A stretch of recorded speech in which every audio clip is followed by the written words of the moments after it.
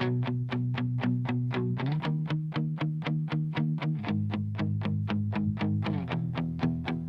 entabladong puno ng pangako, mga salitang matamis pero puro kalokohan.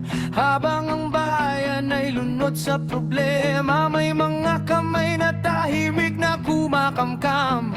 Sa bawat proyekto may nawawalang halaga, sa bawat pirma may lihim na gantimpala. Pera ng taong bayan, saan napunta? Bakit ang mahirap lalo pang nagdurusa?